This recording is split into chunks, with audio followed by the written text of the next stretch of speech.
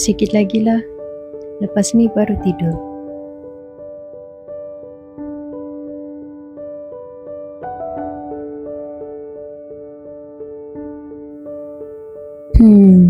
Kenapa aku rasa penat sangat kebelakangan ni?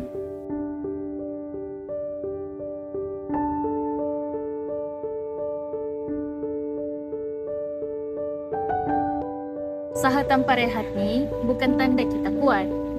Badan dan minda kita pun ada hak juga. Tidak cukup itu bukan buang masa, tapi persediaan kita sebagai seorang pelajar. Bila aku jaga tidur aku ni, aku sebenarnya sedang jaga masa depan aku.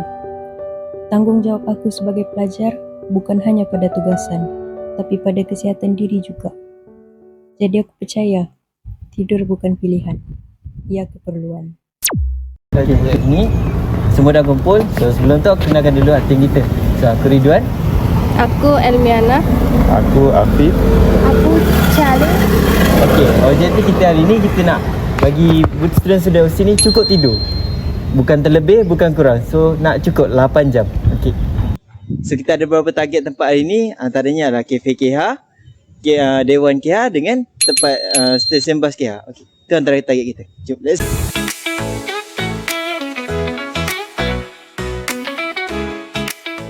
Assalamualaikum.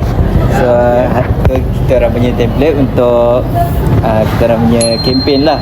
So first question, saya nak tanya korang ni cukup tak 8 jam tidur? Untuk hari ni ke? Lately. Oh, kalau dan sekarang kan macam kita tahu week berapa sekarang? Week 12 ni betul? macam masing-masing pun dah sibuk sekarang ni pun secara jujurnya tak cukup 8 jam. Faham. Setakat ni cukup juga. Ya ke? Ya. Sebab okay, kalau orang kata cukup pun kita boleh tengok dari segi eye bag dia. Ada orang kata panda ais tu lah. So kalau ada maksudnya dia tidur tak cukup. Tapi dia cukup tak 8 jam lately?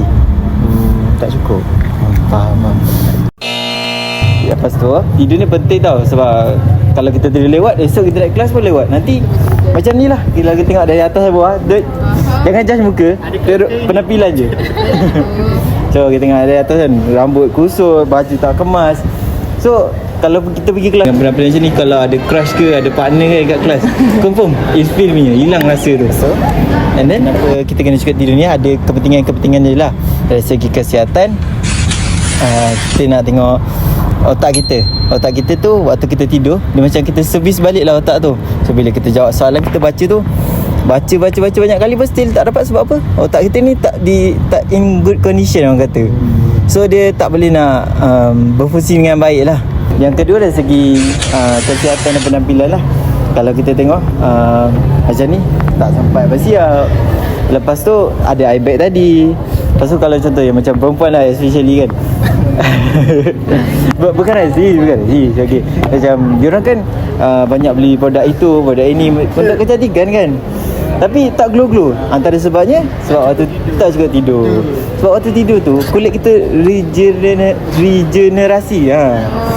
So dia nak tumbuh yang baru supaya barulah boleh glow up. Okay.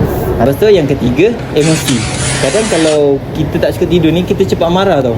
Even benda tu perkara kecil pun kita cepat marah. Contoh, kita tengah jalan-jalan, lepas tu orang terlanggar, barang kita jatuh. Lepas tu kita terus marah tau.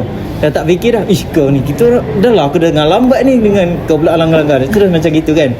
So itu antara benefit dan kenapa kita kena tidur awal. 희망이란 끈잡고 살아 이 험한 현실에서 붙잡아두고 싶은 꿈 넘고 힘든 삶을 넘서 내 속대론 포기하고 싶은 꿈 너와 천천히 오래 걷고 싶어 until the end of time 지금 난 간절히 원해 한 조각의 peace of mind